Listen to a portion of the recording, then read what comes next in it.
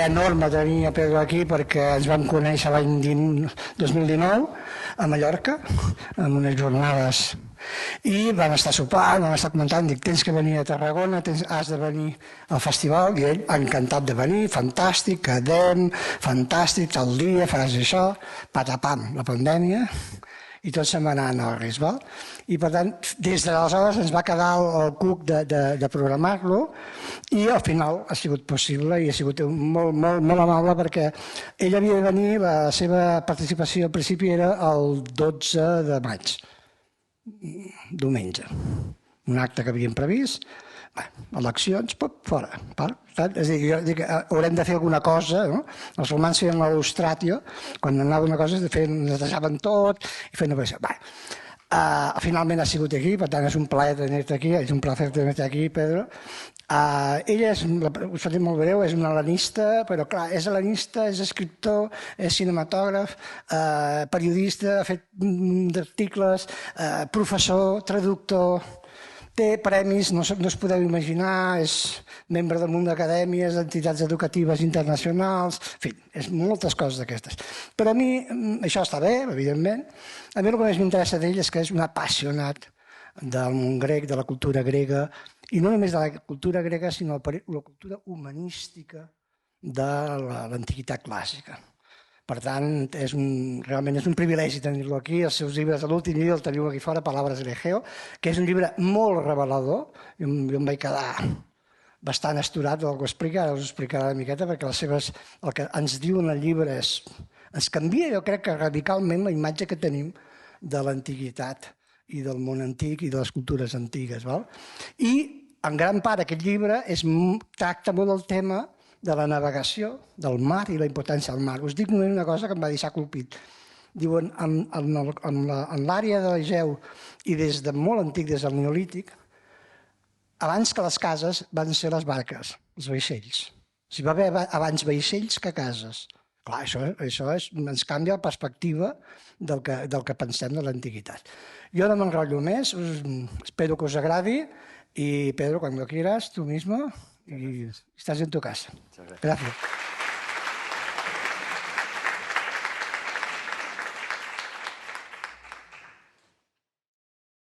Muchas gracias, Magí. No sé si se me escucha bien, ¿no? Sí. Muchas gracias a todos por estar aquí presentes, por acompañarnos en este acto del festival. Me quedo con muy mal sabor de que se haya quedado gente fuera, pero bueno, eso es también el éxito de la convocatoria de este festival, que me tiene asombrado con tanta profusión de actos de todo tipo, 2 semanas prácticamente llenas de actos que nos aproximan al mundo antiguo. Y para mí en esta ocasión pues era una ocasión muy propicia para venir, pese a todo lo que ha dicho Magí de que bueno, todas estas circunstancias que se han ido dando y que han ido demorando nuestro deseo mutuo de estar aquí, de participar aquí, pero al final pues ha sido para bien, porque coincide con una edición especialmente dedicada al Mediterráneo en la antigüedad, y es decir, que trasciende, digamos, el carácter más focalizado en el pasado romano de Tarraco y en el pasado romano por extensión, y lo lleva a un marco más amplio. Entonces, para mí ha sido un querós perfecto, porque bueno, pues coincide con poco después de la aparición de este último libro, Palabras del Egeo, que lleva de forma no casual el subtítulo de El mar, la lengua griega y los albores de la civilización, con lo cual nos remite plenamente al lema del festival y a toda esta temática de la importancia del mar no ya en la difusión, sino en la conformación de toda esta cultura. Con lo cual, pues es una ocasión, como digo, perfecta. Este será el tema o los temas o la temática de la charla, porque esto no va a ser más que una charla, no es una conferencia académica, que voy a hacer esta tarde, y el coloquio que probablemente se suscite con ustedes. Además se dan otras circunstancias, como que coincide con con los idus de mayo y con el Día de la Latinidad y que, en fin, me parece que todos los hados se han conjugado para estar aquí hoy hablando de esto con ustedes. Y bueno, yo voy a comentar un poquito unas cosas sobre la obra, pero con intención de presentársela de alguna manera si no la conocen y también, bueno, pues de dar pie a hablar de estos temas, porque es una temática muy amplia. Y luego me centraré más en el tema del mar y de la navegación, así ad libitum, ¿no? Catavoulisin, como dicen los griegos, pues para dejar abierta la posibilidad de que aparezcan todo tipo de temas y de reflexiones, cosas que a ustedes les puedan interesar. A veces cuando una persona viaja a un país por primera vez y muy motivado, pues incluso le da por escribir un libro. Otras veces ya si vuelve repetidamente y va contrastando esa visión, pues a lo mejor lo que escribe se queda en un artículo. Y luego ya si le pasa como me ha pasado a mí, que llevo más de 30 años viviendo en Atenas y más de 40 años viviendo y otros 10 años más entre Grecia y España, pues entonces es probable que no escriba nada, porque parte ya de unos inputs mucho más numerosos y mucho más difíciles de conjugar y de sopesar. Así que empiezo confesando que para mí escribir este libro ha sido un gran reto, porque después de toda esta experiencia, pues este libro es de alguna manera el decantado de más de 30 años de helenismo in situ y también el compendio de muchas de las cosas más emocionantes que he aprendido de Grecia. En este sentido era un gran reto. Es un libro con un corpus amplísimo que trata de explicar mi experiencia personal, la forma en que yo, como helenista, como autor, he metabolizado también toda esta información. No quería simplemente presentarla, sino también reflexionar sobre ella y hacerlo de una manera pues un tanto personal y especial. Y presentar también una situación de cómo están el estado de la cuestión sobre todos estos temas. Es decir, no repetir pues, lo que más o menos ya sabemos, sino intentar avanzar una visión de toda esta Grecia anterior a la Grecia que todos conocemos, la Grecia anterior a Homero, hacia atrás, hacia los primeros tiempos de la civilización, y hacerlo desde el lugar, desde el entorno, desde ese entorno tan determinante que será el Egeo. Así que es un libro sobre Grecia antes de Grecia, por así decirlo. De alguna forma, los libros anteriores que había publicado, anteriores a este, que publiqué en Acantilado, si alguno de ustedes los ha leído, pues tendrá también su propio juicio, conformaban una especie de trilogía informal, porque nunca los presenté bajo el nombre de una trilogía, y casi fue una trilogía sobrevenida, una tenue idea de unión entre ellos. A mí me gustaba llamarlos trilogía de la aristeia, utilizando este término griego que podríamos traducir por excelencia, por esa búsqueda de la excelencia personal como una tarea denodada y personal, más de la excelencia frente a uno mismo que de la excelencia sobre los demás, ¿no? Entonces, el primero de ellos, Historia Menor de Grecia, pese a su nombre de historia y a su contenido histórico, era fundamentalmente un libro de ética. Después vino el libro de Grecia en el aire, que era fundamentalmente un libro de política, declaradamente un libro de política en su sentido deontológico, fundamentalmente, de filosofía política, por así decirlo, aunque imbuida de toda de toda la virulencia de lo que estaba sucediendo en Grecia en esos momentos y que desgraciadamente no ha perdido actualidad. Y luego el tercero de esa supuesta trilogía, De Senectute Politica, Carta sin respuesta a Cicerón, era fundamentalmente un libro de filosofía, un libro de reflexión sobre la condición de la vejez, ¿no? Y sobre la vejez como el envejecimiento, la vida, en el fondo, también como un proyecto a la vez ético, como ya señalaba Cicerón, y presumiblemente político, como yo quise introducir en el libro. Así que teníamos un libro de ética, un libro de política, un libro de filosofía, y bueno, no al estilo aristotélico, tampoco me proponía hacer uno de metafísica y otro de una poética, etc. Pero el siguiente libro, que es este, quería que fuera un libro sobre el lenguaje, un libro sobre el logos. El logos, que es ese concepto tan griego, tan abigarrado y tan pregnante y tan lleno de connotaciones y de significados, que es una especie de trenza apretada entre las acciones relacionadas con pensar y las acciones relacionadas con decir, ¿no? Que es a la vez lengua y pensamiento y es a la vez muchas otras cosas.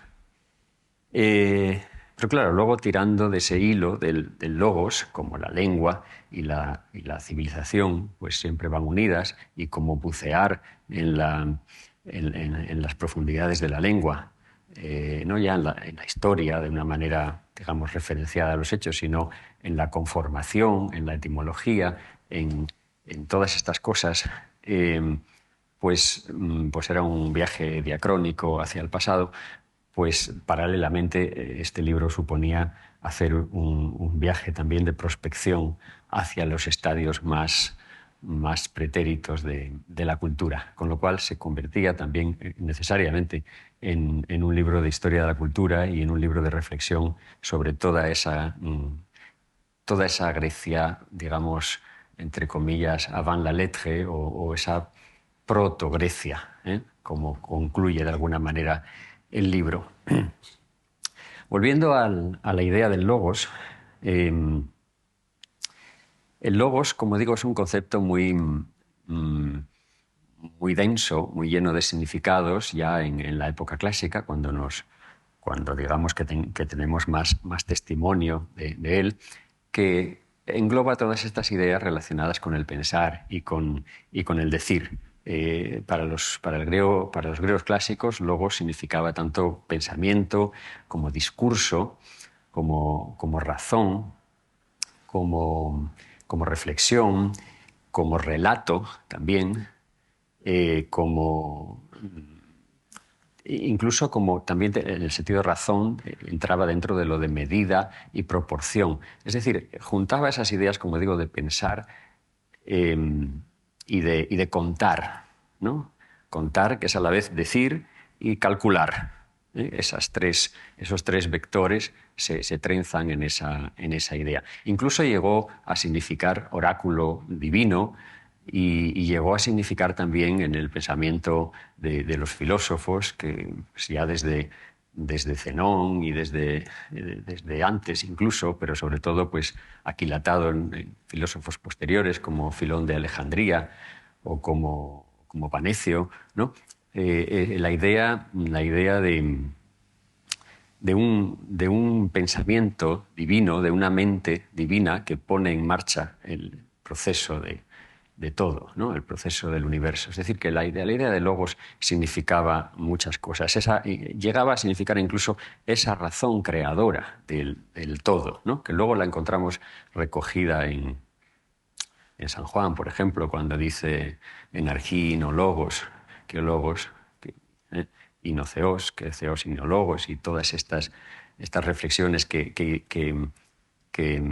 identifican a ese logos con la divinidad y que hacen de la religión cristiana, imbuida de helenismo ya desde ese primer momento, más una ontología que una secta del judaísmo, ¿no? Pero bueno, mm, si tiráramos de ese hilo del logos, hacia atrás, que es lo que hago más o menos en el libro y el ejercicio que me permite ir llegando a todas estas otras, a toda esta otra temática y a todas estas otras cosas, pues vamos desgranando un poco el lenguaje y vamos encontrándonos que el lenguaje va siendo un juego continuo de metáfora, de metonimia, de traslado de significados que nos va llevando desde lo más tangible y terrenal y apegado al entorno concreto del Egeo y sus costas aledañas, nos va llevando hacia esferas cada vez más abstractas y hacia pensamientos cada vez más abstractos, pero sin dejar de ser un ejercicio poético. En este caso, echándolo hacia atrás, pues podemos ver que logos es algo que... Logos es un sustantivo, ¿no? Que tiene que ver con un verbo, con el verbo lego, que es el verbo decir, hablar y, bueno, un verbo que podría relacionarse con contar, con todas estas cosas que hemos estado hablando. Pues este es el sentido que tenía en la época clásica. Primero, como todos los verbos, los verbos, el verbo es el nombre de una acción. Y las acciones siempre son movimiento, siempre son acción, ¿no? Entonces siempre están relacionadas con un gesto. Y esto es algo que nos ayuda mucho a comprender la etimología. El verbo lego, de donde viene logos, viene de la raíz leg, que es la raíz que representa esta acción. La acción de coger, de captar, por así decirlo, ¿no? En su sentido más abstracto es la acción de captar. De ahí viene palabras nuestras como colegir, por ejemplo, ¿no? Que se suele ir captando de lo que hay, ¿no? La propia acción de leer, legere, que es como ir cogiendo las letras, ¿no? Y la propia palabra inteligencia, ¿no? Interlegere, intellectum, es decir, es como captar lo que hay dentro o de alguna manera poner en relación las cosas, ¿no? Esta idea de captar, si vamos hacia atrás con esta misma raíz, veremos que provenía de una idea más física, que ya no es solo la de captar, sino la de coger las cosas físicamente. Esta es la de juntar, por así decirlo, ¿no? Juntar, más bien. Esto lo vemos en nuestras palabras, por ejemplo, colecta, ¿no? La raíz lec en colecta, o en cosecha, que es la misma palabra que colecta en la palabra patrimonial y el cultismo, o colección, incluso en la palabra leña, lignam, en latín, que es en principio la madera que se recogía para quemar, no se talaba, se recogía los palos, ¿no? Es decir, nos vamos hacia una fase más física, más anterior. Y hay un momento anterior, que esa raíz leg tiene la idea de contener, ya no de coger así, sino de coger así, por debajo. La idea ahí comparte significado con otras raíces como leg, o leg con K o con G, que en español ya no deja tantas palabras, ¿no? Deja en latín la palabra lanx, que significa escudilla, plato, ¿no? De ahí viene nuestra palabra balanza, vix lanx, los dos platos, los dos platillos, pero que en griego sigue dejando muchas palabras como lejos, que es el lecho, lecani, que es el cuenco, etcétera, ¿no? Esta misma palabra de lecho, la idea del lecho, ya nos remite a una idea anterior, a lo que sostiene por debajo. Y lecho como cama, ¿no? Y también como el lecho de un río. Primer lecho es el lecho del río, el lugar por donde discurre el río, ¿no? Y ahí llegamos al punto que más o menos quería llevarles, y es a la metáfora inicial de el logos como algo que corre por un lecho, como el discurso. ¿eh? Discurrir es es poner en movimiento, es echar a correr el pensamiento, la palabra, como el agua que corre por un río, ¿no? Y también la creación, ese logos divino que pone en marcha todo, es como si fuera un río de palabras que hace que se conforme la realidad, ¿no? Que la realidad vaya tomando forma. Es decir, todo esto lo vamos viendo cuando vamos hacia atrás en la lengua, y si lo podemos ver en el español o en alguna de nuestras lenguas, digamos, modernas de nuestro entorno, que tienen apenas 1,5 años de desarrollo, pues cómo no lo vamos a poder ver en una lengua de tan larga tradición, ininterrumpida y de raíces tan profundas como el griego, ¿no? Esto es lo que realmente marca la diferencia y lo que nos permite hacer en griego un viaje que difícilmente podríamos hacer en otras lenguas, incluido en latín, sobre todo por la circunstancia de que el griego sigue siendo una lengua que se habla en la calle, una lengua viva y una lengua que sigue nombrando con las mismas palabras esas realidades, esas mismas realidades, y que hace que uno tome conciencia de todo esto de una manera muy especial.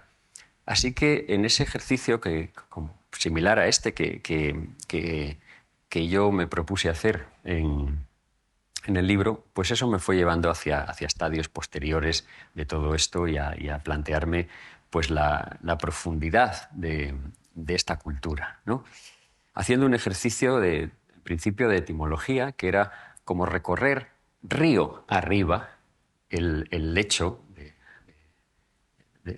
por el que discurrían esas aguas, como recoger, de alguna forma, dicho de una forma poética, como recoger esos guijarros ya pulidos y perfectos y lisos que encontramos en las playas y en las playas del Egeo sobremanera, y tratar de intuir a través de las vetas, de la textura, de los colores, en fin, de todos los indicios que podamos tener, tratar de intuir cómo eran esas piedras antes de ser arrancadas del monte y arrastradas por el lecho del río y pulidas por el mar, ¿no? Es hacer ese ejercicio de ir remontándose hacia lo primero. Y eso tuve la sensación muy presente siempre de que me llevaba precisamente a realidades de ese entorno, que todas esas raíces primitivas salían de ese entorno, no eran una lengua extraña que no se sabe de dónde viene, sino que estaban muy vinculadas al entorno. Un entorno marcadamente marino y singularmente marino.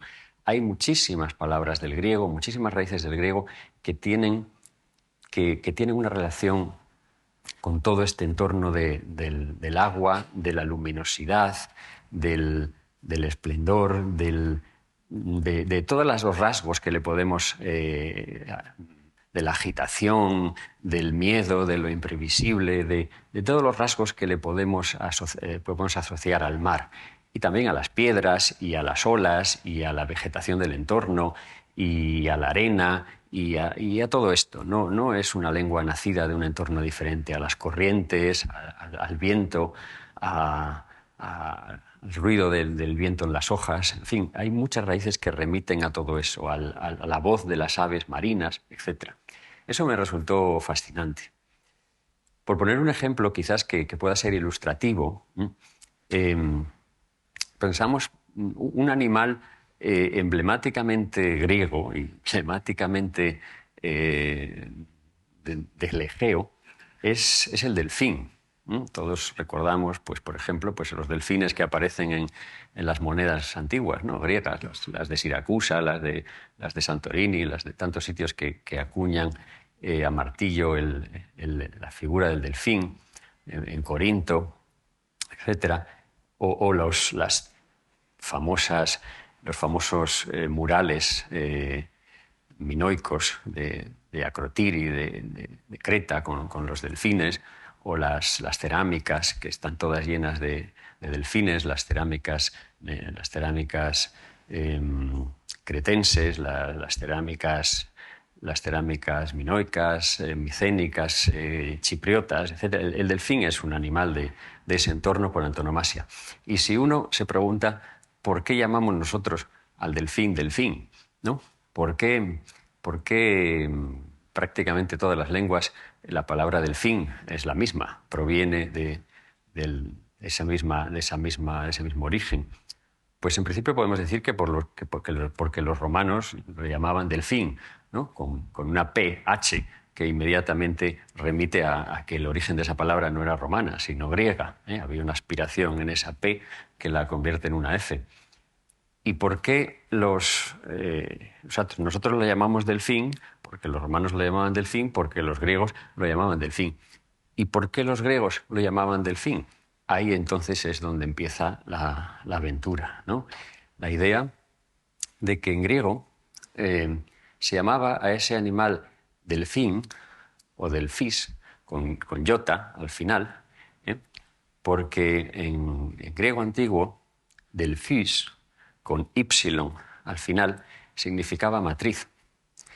Y ese animal, que parecía un pez, tan hermoso, tan singular, sin embargo se diferenciaba de los otros peces en que era vivíparo, que tenía matriz, que paría a sus crías. Entonces ese es el elemento diferenciativo que le da origen al nombre.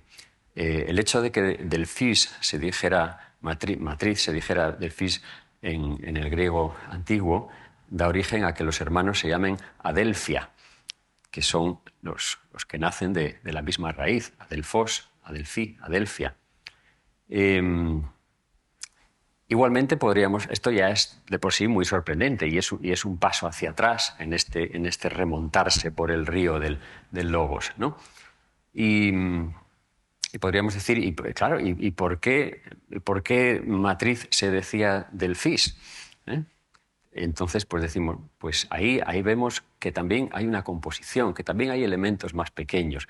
Está por un lado la idea que expresa la raíz del, que expresa, según aparece también en otras palabras de la lengua griega, la idea de un paso estrecho. La idea de un paso estrecho, de un desfiladero, por así decirlo, ¿no? Que derveni se dice todavía en griego el desfiladero. Y luego otra raíz, fis, que viene de fío. Fío es el verbo brotar. Luego, brotar a través de un paso estrecho, brotar por un paso estrecho, es casi una definición tautológica de la matriz, ¿no? Estamos viendo la palabra matriz en esa definición de brotar a través de un paso estrecho, ¿no? De salir a la vida a través de un paso estrecho. Y si dijéramos, sí, ¿y por qué brotar era fío? Entonces ya el desafío es todavía mayor. Y decimos, bueno, pues porque fío significaba brotar en el sentido de las plantas, ¿no? Brotar en el sentido vegetal. Tafita, fito, todo lo que decimos hoy fito, tiene que ver con las plantas. Tafita son las plantas porque es todo lo que brota. Y ya en un sentido metafórico, todo lo que brota, todo lo que nace, es la physis, que es la naturaleza, en su conjunto. Y bueno, pues podemos seguir tirando de este hilo y nos sorprendería aún más y ir a unidades más pequeñas. ¿Y por qué fío significaba brotar? Y vemos que dentro contiene la raíz de io, que no es más que una concreción de una digamma, de una aspiración que tenía al principio en una forma de F. Io, que significaba llover. Llover es un verbo que tenía siempre como sujeto a Zeus, porque era el único que hacía llover, ¿no? Le invocaban diciendo ie, kie, como llueve, con un imperativo, ¿no? Entonces, io era llover porque la lluvia es la condición sine qua non para que las cosas broten. Y de esa raíz de io viene la palabra ios, que es el hijo. y viene la palabra son, del inglés, después de mucha evolución, que conserva todavía esa S inicial. Es decir, ahí vemos la metáfora vegetal todavía. El hijo es el brote. De hecho, seguimos llamando a los hijos retoños o vástagos, ¿no? Teniendo en mente todavía, o ya sin tener en mente, pero teniendo en el uso esa palabra, esa metáfora vegetal. Todo esto es un mundo apasionante que hace ir retrocediendo en la historia de la lengua y que nos permite, como decía antes, nos lo permite hacer una lengua tan profunda y tan continua como es la lengua griega. En ese ejercicio, pues, en ese remontarse, como digo, pues el ejercicio de explorar la lengua hacia atrás implicaba también explicar y explorar la cultura hacia atrás. Así que se convirtió en una obra que no solamente era una obra de etimología, ni una obra de lingüística, ni de gramática o fonética histórica, sino que era también una obra, y es también una obra necesariamente antropológica, necesariamente arqueológica, que habla pues, de historia, pues, que habla de arqueología, habla de antropología y habla también de técnicas vinculadas al conocimiento de todo esto, de arqueología en el sentido científico, pero también pues, de genética, de astronomía, de estudio de materiales, de geografía, de cartografía, de náutica, habla bastante de náutica, porque todas estas cosas van unidas y porque el conocimiento, en el fondo, pues no está dividido en compartimentos estanco, ni mucho menos, aunque nos aproximemos a él de una manera, digamos, con una aproximación epistemológica que nos lleve a la especialización o al enfoque en parcelas determinadas. No deberíamos perder de vista que todas las cosas están relacionadas entre sí y que la cultura ha evolucionado siempre como un todo. En este sentido, pues es una obra amplia y que aspira a hacer ese retrato. Y en ese ir remontándose y ir revisando los conceptos y los relatos que hemos heredado y que hemos llegado a constituir muy legítimamente en la mayoría de los casos, a partir de las evidencias con las que contábamos, pues nos damos cuenta también de que, como es natural, pues aparecen nuevas evidencias, aparecen nuevas piezas que tienen que ser, que tienen que encajar en ese relato, si es que el relato es verdadero, o que obligan a recomponer el relato o incluso a cuestionarlo o a cambiarlo si es que no pueden encajar, si es que el relato no encaja con la realidad, ¿no? Y en ese ejercicio, pues también resulta un libro sorprendente o digamos que para mí ha sido, pues todos estos años han sido también muy, muy sorprendentes en el sentido no de querer introducir o de querer escribir algo que resulte un giro copernicano a lo que se venía diciendo, ni mucho menos, sino simplemente con todo respeto, además, hacia los que se han esmerado en construir el relato del pasado a partir de todos estos indicios, pero que claro, que uno si se pone a hacerlo nuevamente y a la luz de todo lo actual, pues también tiene que tener en cuenta las cosas que se están descubriendo constantemente y que nos obligan a recomponer todo eso y a intentar acercarnos de una forma tentativa a lo que podría ser lo sucedido, a lo que podría ser los hechos. Así que en ese sentido del revisionismo del estado de la cuestión a la luz de nuevas evidencias y de nuevas herramientas, pues el libro plantea pues, un cuestionamiento de las teorías tradicionales sobre la historia de la cultura. Por ejemplo, pues de la teoría del origen indoeuropeo de las lenguas. La teoría del indoeuropeo plantea que es una teoría ya muy cuestionada desde el principio e incluso muy cuestionada en muchas ocasiones por sus propios seguidores. Plantea un cuestionamiento de toda esa teoría, plantea también seriamente un cuestionamiento de la teoría que ha prevalecido en los últimos en el siglo pasado del creciente fértil, del origen, digamos, de la civilización a partir de esa franja entre el Tigris y el Éufrates, las costas de Levante y el Valle del Nilo, esa media luna fértil que se llama, ¿no? La teoría de Gordon Shale, la teoría del ex oriente lux, de que la civilización procede de Oriente, de ese Oriente formado por los sumerios, los acadios, los babilonios, que es como si fuera un hilo que sale de los sumerios, los acadios, los egipcios, los babilonios, que luego pasa por los hebreos y por los fenicios y por los hititas y acaba llegando a los griegos y a los romanos, y parece como que organiza la historia de la humanidad en una especie de tomos yuxtapuestos, ¿no? Como si fueran sucesivos, como si no hubiera vasos comunicantes, como si cuando acabase uno empezase el otro, ¿no?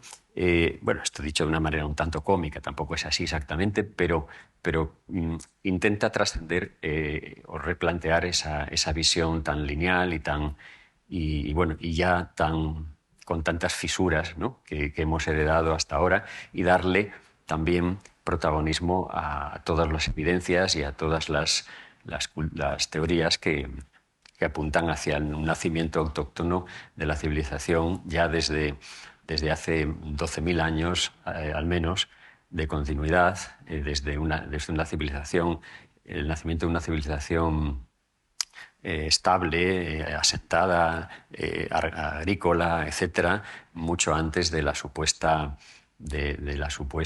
revolución neolítica de las tierras del creciente fértil, ¿no? Y otras cuestiones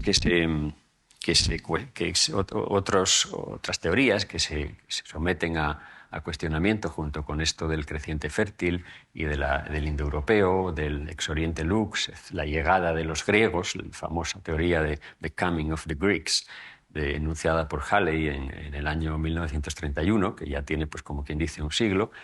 Aparte de esto, también se dedica una gran parte a exponer lo que se sabe actualmente sobre el origen de la escritura, sobre el origen de la escritura en general y sobre el origen del alfabeto griego en particular. A estas alturas, pues ya no cabe afirmar, como todavía se viene haciendo, que el alfabeto griego procede del alifato fenicio arcaico del siglo XI-X a.C. y que los griegos lo único que hicieron fue tomar un alfabeto ajeno consonántico, un alifato consonántico, y añadirle algunas vocales pues de motu propio. Esa teoría que todavía sigue en pie y que fue muy predominante ya está totalmente descartada por pruebas arqueológicas y por evidencias de todo tipo. Es más, ya tenemos además pruebas fehacientes de que existe un inventario de signos del que parecen proceder todas las escrituras de esta parte del mundo, que se remonta a hace 7.000 años. Tenemos evidencia de escritura o protoescritura, al menos, pero con un inventario de signos que después se van a poder rastrear en todas las escrituras del oriente del Mediterráneo y, por supuesto, hasta en el propio alfabeto latino, que proviene ya desde hace 7.000 años, mucho antes de la escritura sumeria y, por supuesto, mucho antes de la China. Entonces, todas estas cosas, no quiero abundar ahora en detalles, pero todas estas cosas van conformando el corpus de esta obra, que como conclusión, pues propone una continuidad de la cultura en este espacio. Propone que no hay una sustitución, que no hay una cultura ajena, como se pensaba hasta hace poco y todavía se sigue diciendo, que viene de no se sabe bien dónde, si del Cáucaso, de la zona de Tayikistán o de no se sabe dónde, y que a lo largo del segundo milenio antes de Cristo pues se va superponiendo sobre un sustrato previo y ajeno, inconexo, mediterráneo, con el que no tiene nada que ver, y viene a imponer una nueva cosmovisión y una nueva lengua y una nueva cultura, y que en el fondo, bueno, pues somos un poco el fruto de ese sincretismo, pero con un enorme predominio de lo foráneo. Esta idea, que dentro de la misma teoría que la propone, pues se ha visto obligada reiteradamente a hacerlo retroceder en el tiempo, no solo siglos, sino milenios incluso, pero sigue insistiendo en esa cuestión, pues yo creo que lo que el libro propone es un origen autóctono de lo que tradicionalmente llamábamos pre-griego, en esta idea de la superposición del superestrato sobre un substrato. No es pre-griego, sino proto-griego, es decir, que son estadios anteriores de una misma cultura que a partir de un momento empezaremos a reconocer como griega, porque tenemos enormes evidencias de que todos aquellos rasgos por los que mejor o peor reconocemos a la cultura griega, pues los mitos, los ritos, el cultivo del vino, del aceite, el trabajo de la piedra y del mármol, por supuesto la propia lengua griega y por supuesto la navegación, son cosas que podemos reconocer y que existían sin duda en todos estos estratos anteriores que llamábamos pregriegos, ¿no? Y que en el fondo se trata de una cultura que evoluciona como todas las culturas y que pasa por distintas vicisitudes, pero que no pierde su identidad. Es decir, la aportación de todo esto sería aproximarnos a saber que nosotros provenimos de una Grecia anterior a la Grecia y que antes del momento o de los momentos, digamos, de esplendor estelares de Homero, de Pericles, de Alejandro, de la Grecia helenística, etc., hubo también otras edades doradas de esa tradición y de esa cultura griega, de la que la propia Grecia clásica era heredera y de la que la propia Grecia clásica tenía una conciencia, expresada sobre todo en el mito y en su identidad, en sus linajes, en su sensación, en su conciencia de continuidad expresada en todas estas cosas. Esto es lo que viene a plantear la obra como revisionismo, ¿no? Me va a permitir echar un traguito.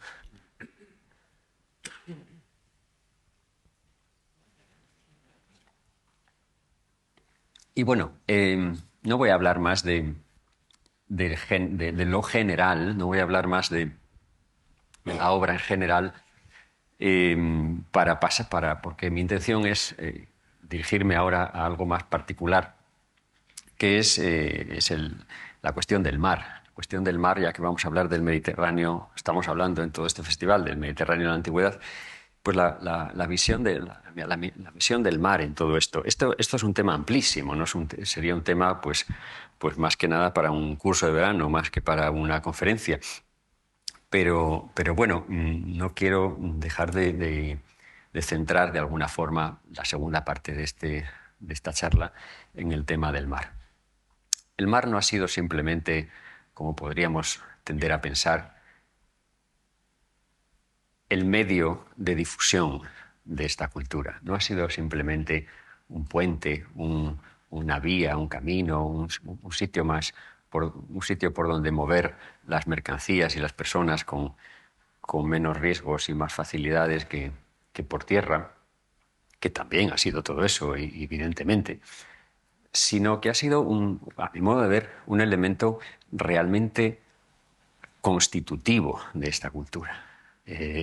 Así como otras culturas, grandes culturas de la antigüedad, eran culturas fluviales fundamentalmente, las culturas a las que hemos aludido del creciente fértil, la cultura del Tigris y del Éufrates, de Sumeria, Babilonia, la cultura del Valle del Indo, las famosas civilizaciones del Valle del Indo, de Harappa, de Mohenjo-Daro, o la cultura del Nilo, por ejemplo, o la cultura del río Amarillo en China, estas grandes culturas fluviales contrastan con lo que ha sido nuestra cultura, que ha sido una cultura específicamente marina, la cultura del Egeo, vamos a llamarla así, del Mediterráneo por extensión, porque desde tiempos muy remotos ya no es la cultura del Egeo, es la cultura de todo el Mediterráneo y todas las tierras de los alrededores, de arriba y de abajo. Entonces es una cultura fundamentalmente marina. Y vuelvo a insistir, no simplemente como elemento de difusión o de dispersión o de diáspora de todos estos elementos culturales, saberes, prácticas, cultura material, etcétera, sino como razón de ser, como principio creador. El mar está en la creación de todo esto. Voy a empezar por una reflexión que a lo mejor nos aleja un poquito, pero no creo que no. Por una reflexión de tipo filológico también, para enlazarlo con esto. Uno de los nombres que los griegos le daban al mar, quizás uno de los más habituales, era el nombre Pontos, que le sonará, el Ponto, el vinoso Ponto, que se suele traducir en Homero, Inops Pondos, Inops Pondos, el vinoso Ponto, el Ponto negro, oscuro, etc. Ponto era el nombre del mar, que ya aparece, esta palabra ya aparece documentada incluso en la escritura micénica, en la escritura silábica micénica anterior, anterior, al menos hasta donde sabemos, a la escritura alfabética, ¿no? Era el nombre del mar como divinidad, del Ponto, que había sido el padre de los ancianos del mar, ¿no? Pues como Proteo, como Egeón, en fin, el Ponto como divinidad, ¿no? Esa era una divinidad antigua que pertenecía ya al panteón de los pelasgos, de todos estos antecesores de los griegos a los que no aludimos con el nombre de griegos, pero que podríamos aludir con el mismo nombre, a los que los griegos llamaban pelasgos, genéricamente. Es una divinidad que viene ya de ahí. Y Ponto era ya, en el sentido de la lengua griega, el mar profundo, el mar abierto. No era el mar de las orillas, ni era el océano con sus corrientes, era la sensación de mar abierto. Ese lugar en el que aún hoy, cuando uno va navegando en una embarcación, ya sea pequeña o grande, de repente mira alrededor y no ve nada más, ¿no? Y se da cuenta de que es una mota en medio de una masa de agua enorme, ¿no? Esa sensación de aislamiento y de estar flotando en una dimensión entre el agua y el cielo, ¿no? Y que hay como una especie de paralelismo entre lo de arriba y lo de abajo. Esa sensación envolvente que tenemos en el mar abierto es lo que los griegos llamaban Ponto, porque para ellos Ponto era el mar profundo, pero también el mar como lugar de paso, ¿eh? Y ahí viene la cuestión que enlaza con lo que estábamos diciendo de comunicación, ¿eh? La palabra pontos viene de la raíz por, ¿eh? También tiene su forma per, que es la raíz del paso estrecho, de un paso más estrecho, más ancho, pero de la raíz de paso, ¿eh? De ahí que llamemos poros a los poros, ¿eh? O llamemos metafóricamente aporía en griego a lo que no encuentra su paso, no encuentra su salida, a esa duda filosófica o lógica en la que nos quedamos atrapados, ¿no? Esa es la misma raíz que aparece en Pontos, en el sentido de paso. Lo vemos en topónimos antiguos como el Esponto, por ejemplo, el nombre del mar del Helesponto en los Dardanelos, que es el paso de Ele, remite al mito de Frixo y Ele, que Ele cae del carnero en el que son transportados a la Cólquide, etc., y el mar recibe el nombre del Esponto. O el propio mar, otro mar que es un paso, que es el Bósforo, ¿eh? Poros, es el paso de la vaca, que remite también al mito de Io y a toda la difusión de la cultura pelasga hacia Asia y África, para terminar en Egipto, pasando por todo Levante, etc. Bósporos significa el paso de la vaca, que a la sazón es lo mismo que significa Oxford. Ford es la misma palabra que poros, y ox es el buey en inglés, como ya conocen. Entonces, esta idea de paso, esta raíz del paso está presente en todo eso. Pernó, el verbo pernó, pasar, perasma, pera, el otro lado, nos lleva también a la idea a la palabra empiría. Empiría, que es como se dice en griego, la experiencia, que tiene también esta raíz per en latín. La experiencia. La experiencia, que es, ya sabemos lo que es estar bregado de alguna manera por los hechos, por las olas, por la adversidad, por los acontecimientos. Es una palabra antiquísima que sale del mar, que sale de esa idea porque el pirón es el que se embarcaba, y Empiros es el que tenía experiencia, como si dijéramos el viejo lobo de mar, en este sentido de la experiencia. Y Émboros era el comerciante, y sigue siéndolo. Emporio, Ampurias, Emborion, era una colonia comercial, ¿no? El comerciante, es decir, porque el comercio nació con las naves. Con las naves que llevaban las mercancías de un lugar a otro. No nació con los carros ni con otro tipo de transporte. Viene de los tiempos más remotos. En el contexto del Egeo tenemos evidencia arqueológica de comercio con obsidiana hace 12.000 años. 12.000 años. Es decir, no estamos hablando del otro día. Cuando antes Magín decía lo de que, citando una frase del libro, que los naves habían existido antes que las casas, no es una exageración, quizás porque fueran en ese momento de una necesidad aún más perentoria, ¿no? Cuando la gente vivía todavía en cuevas, por así decirlo, o en viviendas muy ocasionales, muy precarias, muy poco consistentes, ya existía la navegación. La navegación ha existido desde tiempos remotísimos, ¿no? Entonces, esto lo pongo simplemente como un ejemplo de cómo muchas palabras que pensamos que no tienen nada que ver con el mar, como puede ser, el pirata, el piratis, pir, tiene esa misma raíz, porque era también el que se embarcaba ya no a vender y a comprar, sino a saquear, ¿no? En busca de fortuna.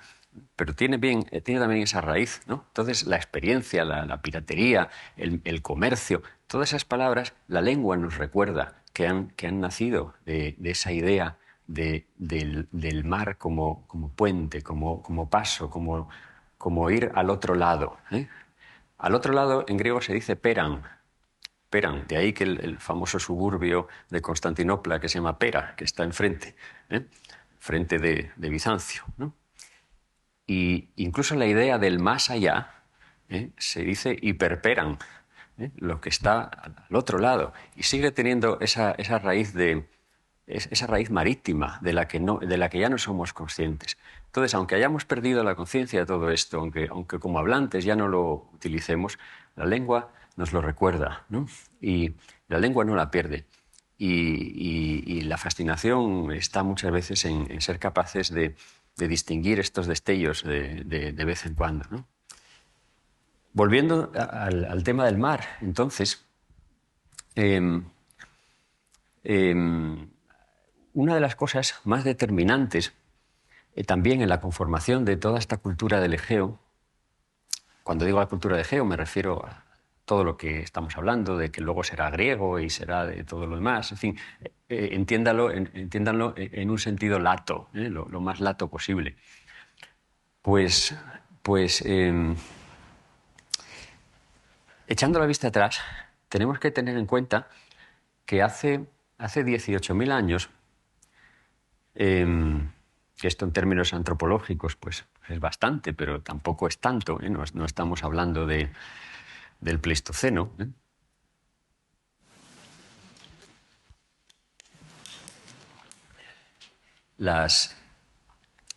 Los hielos que ahora constituyen los casquetes polares, llegaban hasta aquí prácticamente, llegaban hasta las costas del norte del Mediterráneo, ¿eh? Y después pasarán muchos milenios fundiéndose y retrocediendo lentamente y dejando un espacio vacío de tundra, ¿no?, que tardará mucho tiempo en germinar y en convertirse en un hábitat posible para el hombre, ¿no? Con lo cual, hay que entender que la civilización, los orígenes de la civilización en esta parte del mundo estuvieran de alguna forma abocados a generarse en esa franja, porque lo otro era inhabitable, o habitable en condiciones durísimas, ¿no? Sin embargo, el espacio que ocupa el Mediterráneo pues era una zona mucho más amable para la vida. Y el espacio del Egeo era particularmente ameno y favorable en ese sentido, porque el Egeo es como una meseta elevada del fondo del Mediterráneo. Hay un salto de más de 2.000 metros entre las costas del sur de Grecia y el mar de Libia, en lo que viene después. Es decir, hay un salto enorme. El Egeo tiene muy poco fondo, por así decirlo, comparado con el mar Jónico, con el resto del Mediterráneo, con el mar de Libia, es decir, el sur de Creta, y por supuesto pues, con la zona donde está Chipre y Levante, etc. Es decir, que es como un mar, pero de fondo elevado. Y es un mar muy singular, trazado por una serie de cordilleras submarinas que emergen, sus cumbres emergen y constituyen todas las islas. Constituyen un arco de volcanes, de más de 40 volcanes, algunos de ellos activos todavía, como el propio volcán de Santorini, que tiene el cráter más grande del mundo, pero que arranca ya de Asia Menor, pasa por debajo del Egeo, en varios niveles, y va hacia el Peloponeso y hacia el Golfo de Corinto y hacia el interior de la península balcánica. Es un mar marcado por la actividad sísmica, también por los terremotos. Todos estos rasgos de los volcanes, por eso tienen a un dios como Hefesto, que tiene precisamente su fragua en el fondo del mar, del Egeo, en un sitio llamado precisamente Eye, Egas, por esa relación del Egeo con la agitación. O el propio dios Poseidón, que es el dios que agita la tierra, que es el dios de los seísmos, antes de ser el dios del mar propiamente dicho, o a la vez. Es decir, son divinidades hechas a la medida de ese entorno, y que no se hicieron en época reciente del segundo milenio antes de Cristo, ni mucho menos, que vienen de realidades muy anteriores que podemos rastrear en sus mitos y en muchas otras cosas. Quiero decir que la zona esta del Egeo era particularmente propicia para la vida del hombre, pues porque ofrecía el hábitat, un hábitat muy templado y unas costas muy recortadas, fértiles, islas próximas, bahías donde era fácil pescar, donde se podía cazar animales con facilidad. De todo esto hay evidencia arqueológica, no es una cosa, no es una suposición simplemente. Y luego una de las características que tenemos que tener en mente es que en ese deshielo del que estamos hablando, que comienza hace 18.000 años y se prolonga durante 12.000 años hasta llegar al año 6.000 antes de nuestra era, en ese momento se detiene de alguna forma. Ese deshielo genera una una fusión de los hielos, evidentemente, pero genera una subida del nivel del mar. Y en el espacio sube aquí también. Aquí sube del orden de 100 metros en estas costas, en ese espacio de tiempo. Pero en las costas, en el entorno del Egeo, sube en torno a los 125 con 150 metros entre hace 18.000 años y hace 6.000. Hace 6.000, más o menos, alcanza un nivel ya que se estabiliza y que es aproximadamente, salvo en los casos en los que ha habido después desplazamientos de placas sísmicos o derrumbes o eso, alcanza más o menos el nivel de las costas actuales, que apenas han cambiado desde entonces. Pero en toda esa época de 12.000 años, el hombre de ese entorno vivió en la dinámica de que el mar se iba comiendo la tierra, a razón prácticamente de 2 metros cada 40 años, que eso es muchísimo. Imagínese lo que puede suponer accidentalmente la subida de un palmo o 2 palmos en el nivel del mar, que puede arrasar campos enteros, ¿no? Imagínese 2 metros, pues puede entrar hasta kilómetros en tierra adentro, puede convertir colinas en islas inconexas y puede cambiar constantemente la morfología. El hombre de ese entorno se vio obligado a todo eso y vivió en esa dinámica. Eso lo reflejan los mitos, lo refleja la teogonía, lo reflejan... y eso condicionó también su actividad. Y una de las razones por las que tenemos tan pocos testimonios de la vida neolítica en este espacio, donde sin duda la hubo, porque tenemos otros testimonios, y donde tenemos testimonio de una cultura tan profunda y tan sólida, tenemos pocos testimonios porque el hábitat natural de esas personas eran las costas. Y las costas han estado cambiando constantemente y las costas han ido desapareciendo. Es decir, se los ha tragado el mar, la mayoría de esos testimonios. Los tendrá que encontrar próximamente la arqueología submarina, que cada vez está encontrando más cosas. Y de momento tenemos que conformarnos con algunos ejemplos que hoy están en las costas, pero que entonces no lo estaban. Lugares como Marulás, por ejemplo, que es una excavación que se está haciendo en la isla de Quiznos, cerca del Ática, que es un asentamiento urbano y con vida neolítica, sedentaria, pesca y de todo, de hace más de 10.000 años, de hace casi 12.000 años. O otro asentamiento parecido en Chipre, Cerocetia, Giroquitía se llama en griego, donde de esta misma época tenemos poblados donde se calcula que vivían más de 1.800 personas en casas que ya tenían incluso 2 pisos y que tenían y que enterraban a sus muertos dentro de la casa y que estaban incluso pintadas con frescos. Estamos hablando del Mesolítico, del Mesolítico o del Neolítico inferior. Tenemos evidencia de todo esto, pero tenemos poca evidencia porque el propio entorno la ha ido destruyendo. Esto no ha pasado en latitudes como Egipto o como Mesopotamia, que precisamente el entorno es conservador.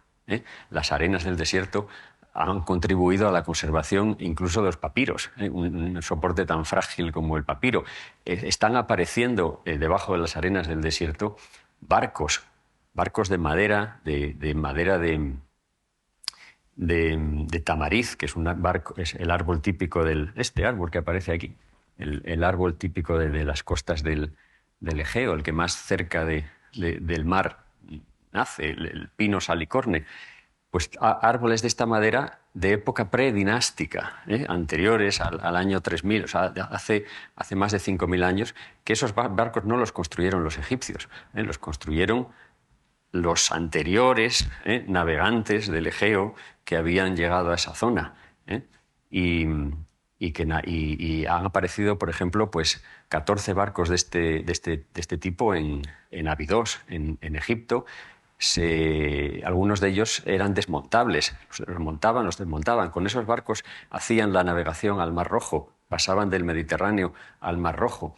Es decir, poco a poco vamos teniendo evidencia de todo esto.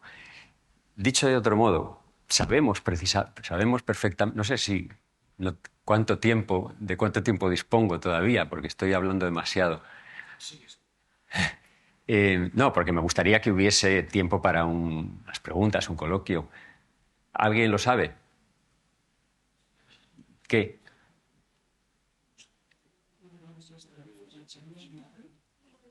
¿5 o 10 minutos yo? ¿No? Bueno, pues sí, voy a ser muy breve porque quiero dar paso a poder hablar. Pues bueno, para ir cerrando, es evidente que la civilización griega, tal como la conocemos, la civilización clásica griega, homérica y posterior, es una civilización enormemente marina. Las obras literarias con las que se inaugura esa tradición, para nosotros, pues precisamente pues son obras largamente marinas. La Ilíada se abre con un catálogo de naves. La Odisea es una obra marina por excelencia. Las argonáuticas lo son también, las argonáuticas órficas, Jasón, etc. Tenemos amplia tradición marina ya desde los primeros pasos. Y bueno, pues no hace falta que nos remitamos pues a las trirremes de Salamina o a las naves anteriores, las pentaconteras de las que navegaban los héroes homéricos, ¿no? Esas naves, por cierto, que eran unas naves muy, muy marineras, muy bien hechas, que todavía siguen planteando enigmas técnicos, aunque ha habido cierta tradición posterior que nos permite conocerlas hasta cierto punto, pero eran naves que combinaban el remo con la vela, cosa que se dejará de hacer después en la tradición naval de la misma forma, y que podían recorrer enormes distancias, que podían aprovechar muy bien las corrientes marítimas, las corrientes oceánicas, y que podían navegar en condiciones sin viento, que podían maniobrar fácilmente, en fin, además que podían llegar a tener, se sabe que podían llegar a tener hasta 35 metros de eslora y cargar más de 50 toneladas. Para hacerse una idea, la nave con la que Magallanes y Elcano culminaron la primera vuelta al mundo, la famosa nao Victoria, tenía solo 28 metros y solo tenía vela, no tenía remos, y era una nave mucho menos marinera y dio la vuelta al mundo. Y las carabelas de Colón eran aún más pequeñas y menos ágiles, eran casi barcos de carga. En fin, que todo esto nos da a entender que ese pueblo, ya en su época clásica, en la época que reconocemos como clásica y que conocemos mejor, estaba íntegramente, intensamente marcado por la navegación. Pero cada vez más podemos ir hacia atrás y podemos ir viendo testimonios que nos dan a entender que esa navegación no había nacido de la noche a la mañana, como decimos. Estamos empezando a encontrar evidencias reales, como por ejemplo el famoso naufragio de Ulugurún frente a las costas de Castellorizo, la isla que está cerca de Halicarnaso, de Bodrum, en Turquía. Pues es un naufragio micénico del siglo XIV antes de Cristo, de un barco de 15 metros, de menores dimensiones, porque no es un barco de carga, pero que en sus bodegas se han hecho hallazgos de materiales muy importantes que nos dicen mucho sobre la historia de la navegación. Tenemos más evidencias de cómo eran los barcos en el segundo, en el tercer milenio, en el cuarto milenio antes de Cristo. Han aparecido estos barcos que les decía antes en Egipto, en Abidos, han aparecido pictogramas de barcos de la antigüedad, han aparecido también en Egipto, han aparecido en Escandinavia, han aparecido en latitudes muy, muy distintas. Y sobre todo hay evidencia de una red enorme de comercio marítimo en el segundo y tercer milenio antes de Cristo, que nos demuestra que los navegantes del Egeo controlaban totalmente las rutas comerciales del Mediterráneo, por supuesto, pero que navegaban también en el Océano Índico, que pasaban al Mar Rojo, pasaban de ahí a la India, circunnavegaban la península arábiga, y que, por supuesto, se habían abierto ya en esas épocas al Océano Atlántico y habían llegado hasta Escandinavia y habían llegado hasta el Mar del Norte y, y también habían navegado en la otra dirección, hacia el sur, siguiendo las corrientes de las Azores, etc. Hay una cosa que a veces pensamos que muchos de los conocimientos náuticos o científicos en general que nos llegaron a partir de las obras que compilaron en la Alejandría helenística, pues los sabios de aquel momento, Eratóstenes o Euclides o Calímaco o todos los que escribieron obras en aquel momento, eran conocimientos que se habían generado en esa época, ¿eh? Pero ahora cada vez tenemos también más evidencia de que esos conocimientos no eran conocimientos de esa época, eran conocimientos que venían de tiempos muy antiguos, que ellos solamente habían reutilizado y habían transmitido.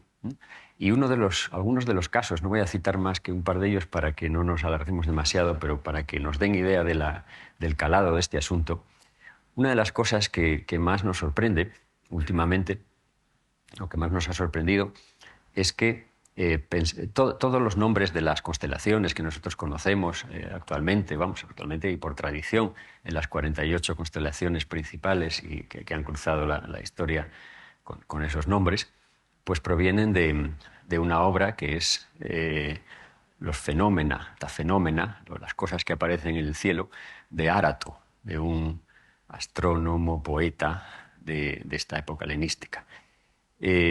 Árato y Eudoxo, otro astrónomo, quizás menos poeta, Eratóstenes, hablan de estas obras. Pero hay un gran astrónomo de un tiempo ligeramente posterior, Hiparco se le cita como Hiparco de Nicea, aunque era de Rodas, a veces Hiparco de Rodas. Es uno de los grandes astrónomos y matemáticos del momento que descubre, entre otras cosas, lo que se llama la precesión de los equinoccios, el movimiento que hace la Tierra oscilatorio, el eje de la Tierra, con un ciclo de 26.000 años, que hace que crea las estaciones, que crea los cambios climáticos por efectos astronómicos, no por causas endógenas, ¿no? Y bueno, y muchas cosas más, ¿no? ¿Y qué hace? Para lo que nos atañe, que hace que el cielo de la Tierra, la imagen del cielo que se ve desde la Tierra, sea distinta en unas latitudes y en otras, y que vaya cambiando a lo largo del tiempo, de manera que incluso desde la misma latitud los hombres no hayan podido observar el mismo cielo a lo largo de la historia, sino que hayan visto imágenes diferentes del posicionamiento de las constelaciones, ¿no? Esto es una cosa, y la posibilidad ahora de crear modelos astronómicos por ordenador y ir hacia atrás e ir hacia adelante, es algo que nos ha servido mucho para entender en la historia también, para fechar cosas y para entender todo este marco. Entonces Hiparco, ya en su tiempo, se dio cuenta de una cosa muy curiosa, y era que el cielo que describía Árato en esa obra de los fenómenos no era el cielo de su tiempo. Había hecho esa descripción basado en informaciones que no eran de su tiempo, que el cielo que describía no coincidía con el cielo que podía observar Hiparco. Pero tampoco se supo decir a qué época correspondía, ¿no?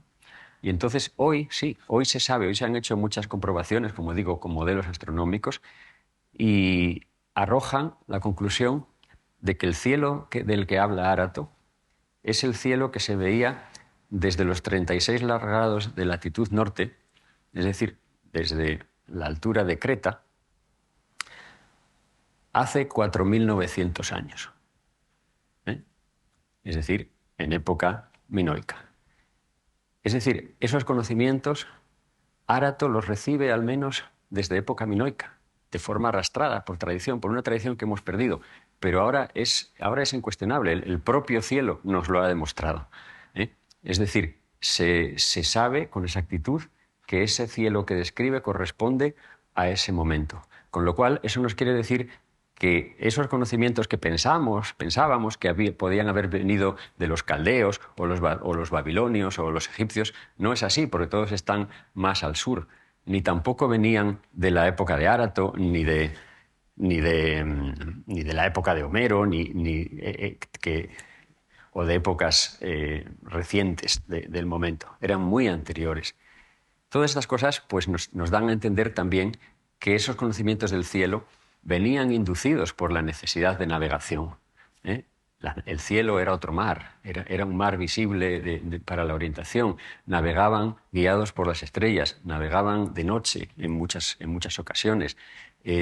Navegaban en la época en que las Pléyades, las famosas estrellas de la constelación de Tauro, las Pléyades, que llevan ese nombre porque pleo significa navegar, es decir, son las navegadoras, marcaban el principio y el final de la época de la navegación, desde finales de la primavera hasta mediados del otoño, concretamente desde el orto y hasta el ocaso matutino de las Pléyades, se extendía la época de la navegación. Todas esas cosas nos llevan a entender el gran conocimiento de la navegación que tenían en la Edad del Bronce. Y esto arqueológicamente está probado ya por los metales, fundamentalmente, porque ahora podemos también saber, por el estudio de materiales, cosas tan sorprendentes como que el estaño, imprescindible para hacer el bronce, que da nombre a la Edad del Bronce, venía en gran cantidad de Cornualles, del sur de Inglaterra, y venía por el Océano Atlántico, rodeando la península ibérica. Eso nos hace pensar que tenían que tener muchas bases marinas a lo largo de la península ibérica y sobre todo en las costas del norte, que no han sido descubiertas, pero que serán descubiertas en un futuro próximo. El estaño venía de Cornualles. La plata, la gran cantidad de plata que llega al Mediterráneo y a Egipto en los tiempos de la Edad de Bronce, que se pagaba en Egipto al doble que el oro, venía fundamentalmente de las minas de Kongsberg, en Noruega. Ahora se están explorando y hay cantidad de evidencia de objetos minoicos y micénicos encontrados en Escandinavia y evidencia genética de poblaciones del Egeo en Escandinavia ya desde cuarto milenio antes de Cristo. Y sabemos también una cosa tan sorprendente, que coincide con un relato que nos deja Plutarco, pero que ahora está probada también por evidencias arqueológicas, y voy a poner aquí un adjetivo, un adverbio por prudencia científica, que muy probablemente la gran cantidad de cobre del que llega al Mediterráneo en el segundo y tercer milenio antes de Cristo viniese de la zona del lago San Lorenzo, de la zona de San Lorenzo, de Terranova, de los grandes lagos de Estados Unidos. Allí estaban las reservas de cobre más importantes del planeta. Se sabe que se sacaron una inmensa cantidad de toneladas de cobre en esa época y que no eran los nativos los que lo habían sacado, porque apenas utilizaban los metales, vivían todavía en una tecnología de la Edad de Piedra prácticamente. ¿Quién sacó de allí todo eso? ¿A dónde se lo llevaron? ¿De dónde llegó el cobre, las inmensas cantidades de bronce que se fundieron para hacer construcciones como las construcciones megalíticas del Mediterráneo o las propias pirámides de Egipto? Ha aparecido en el famoso naufragio de Uluburún, del que les hablaba ahora, aparecieron 12 lingotes de un cobre tan puro y tan ausente de arsénico que solo puede provenir de aquella zona. Se sabe ahora por genética que que el haplogrupo que abunda en el oriente del Mediterráneo, fuera de esas coordenadas, se ha registrado solamente en las Islas Orcadas, es decir, en una base naval para ir hacia allá, y en la zona precisamente de los Grandes Lagos de Estados Unidos. Es decir, todo esto sería muy abundar en demasiados detalles, y no quiero seguir, pero tenemos cada día más evidencia de lo profunda que es la historia de la navegación. Como les decía antes, el comercio de obsidiana, que la obsidiana, pues todos sabemos que la usaban los aztecas y que antes la usaron los mayas y que hace 6.000 años la usaban en Egipto, etcétera, etcétera. Desde hace 12.000 años hay comercio de obsidiana marítimo en el Egeo. Y ya, si vamos hacia atrás, está probada también la navegación abierta, a mar abierto, en época paleolítica. Tenemos evidencia de asentamientos paleolíticos de la Auriñaciense y anteriores también en sitios del Egeo, en Naxos, por ejemplo, o en la propia Creta, que ya eran islas en esa época, a las que allí el Homo sapiens solo pudo llegar navegando. Hace 125.000 años, hace 100.000 años. Y se ha probado de manera empírica, construyendo balsas con los materiales con los que podían contar en esa época, y se han lanzado a la mar y se han hecho travesías y se ha llegado incluso antes de lo que pensaban llegar. Es decir, actualmente está probada incluso la navegación en época paleolítica. Con lo cual todo esto poco a poco va armando y nos va dando la imagen cada vez más clara de lo mucho que le debe nuestra civilización al mar y de lo profunda que es esa tradición. Pero bueno, ya no quiero seguir extendiéndome porque me parece que ya, pues, si no, no va a quedar tiempo para nada. Y muchas gracias por la atención que han prestado hasta ahora. Gracias.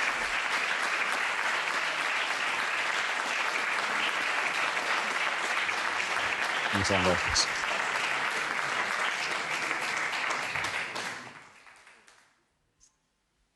Bueno, yo no sé qué está previsto.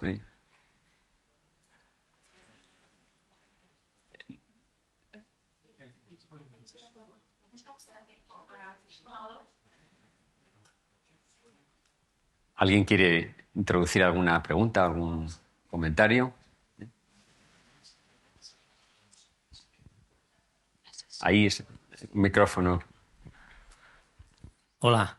Entonces tú planteas como si el mar fuera un poco la materia prima de todo. Hombre, no Es muy general la pregunta, pero sí digo una realidad, un entorno y una realidad y una circunstancia física que imprime un carácter inconfundible a la civilización que se genera en esta parte del mundo.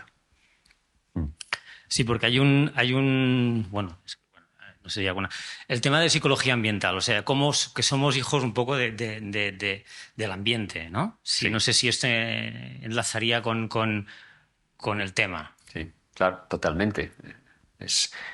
Sí, sería una forma de ponerle digamos, una etiqueta científica al estudio de estas circunstancias de las que estamos hablando. Es decir, estamos hablando de un tipo de vida, de una tecnología, de una lengua, de un sistema, de una lectura del mundo, de un sistema de metáforas, inspirado precisamente por ese entorno, mediatizado por ese entorno, que no podía ser el mismo, evidentemente, si estuviéramos hablando de la península arábiga o de yo qué sé, o de latitudes de la selva amazónica. Eso es un entorno que ha imprimido un carácter muy singular a esa civilización y que podemos rastrearlo no solo ya en las obras literarias de la época clásica, sino a lo largo de toda esa gran etapa anterior de la que sabíamos muy poco, pero de la que afortunadamente cada vez sabemos más.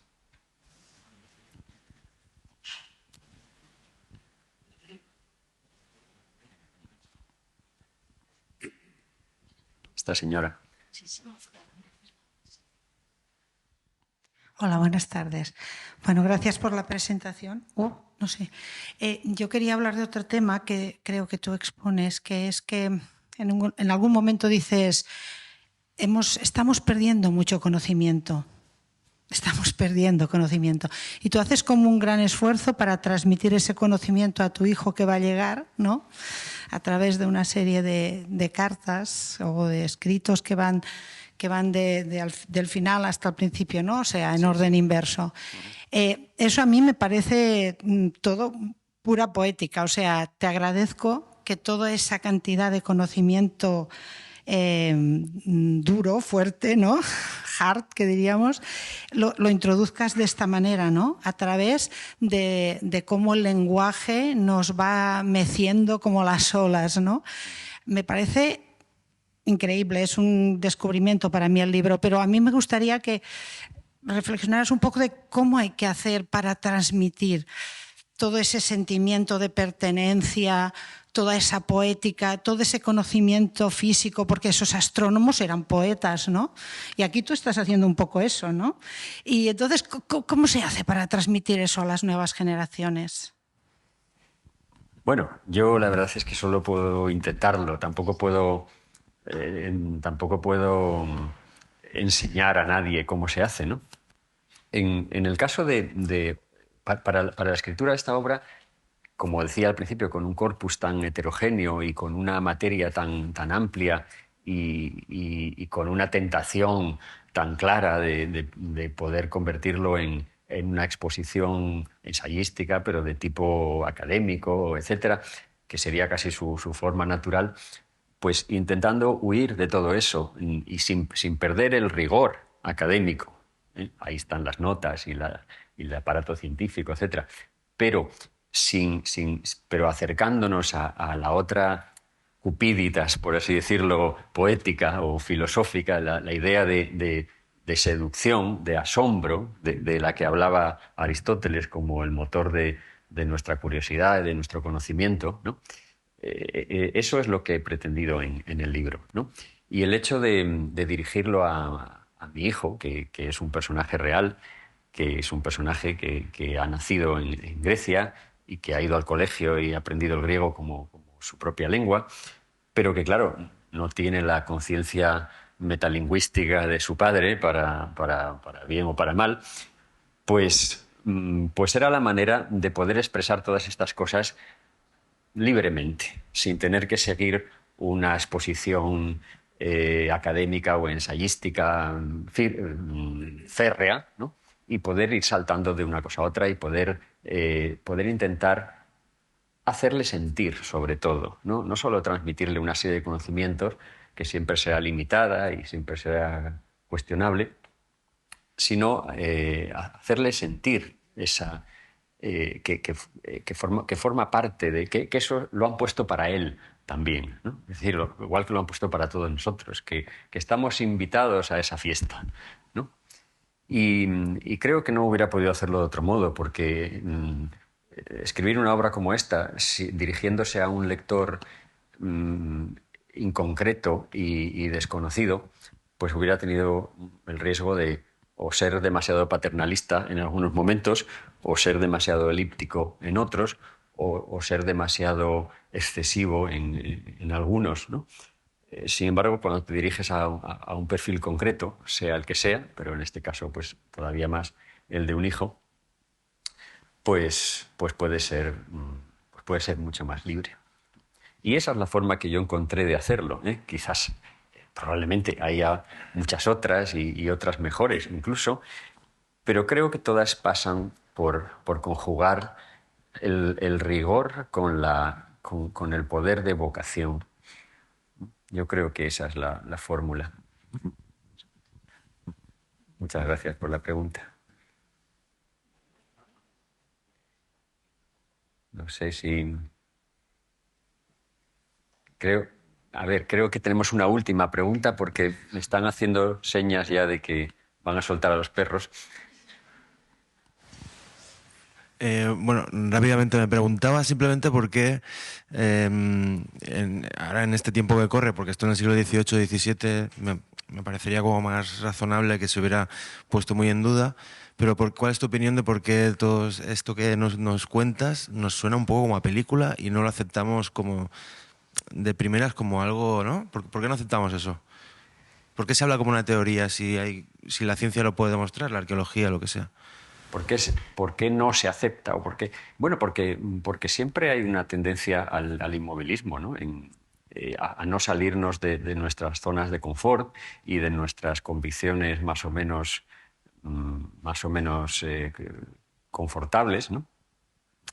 Pero la historia de la ciencia ha sido precisamente eso, el romper, el ir evolucionando sobre lo anterior. La ciencia es precisamente lo contrario del dogma, ¿no? No se puede hacer ciencia a base de dogmas, con lo cual podemos enunciar teorías, podemos incluso darlas por buenas a la luz de las evidencias que se presentan, pero claro, si aparecen nuevas evidencias que no encajan en esa teoría, pues o las metemos así debajo de la alfombra, como se hace de vez en cuando, o hay que recomponer la teoría, ¿no? En eso consiste. Pero así ha sido siempre. Es decir, pues hace relativamente poco, pues todavía se pensaba que el mundo había empezado con Adán y Eva, ¿no? Y que las pinturas, aquellas que habían aparecido en Altamira, pues no podían ser anteriores a Adán y Eva, ¿no? O para la tradición bíblica, pues el mundo empieza el día 1 de Tisrei, el 7 de octubre del año 3760 a.C. Y bueno, pues eso es un apriorismo ya, una cosmovisión cerrada que hoy ya no se sostiene, pero que se ha sostenido a lo largo de mucho tiempo. Y igual que eso, pues hemos ido aprendiendo cosas que luego pues cuesta cambiar. Es quizás una pereza también intelectual, ¿no? Pero que, claro, si queremos avanzar, pues tenemos que estar abiertos a todo eso. Digamos que no. ¿Por qué cuesta aceptarlo? Pues por nuestra pereza natural.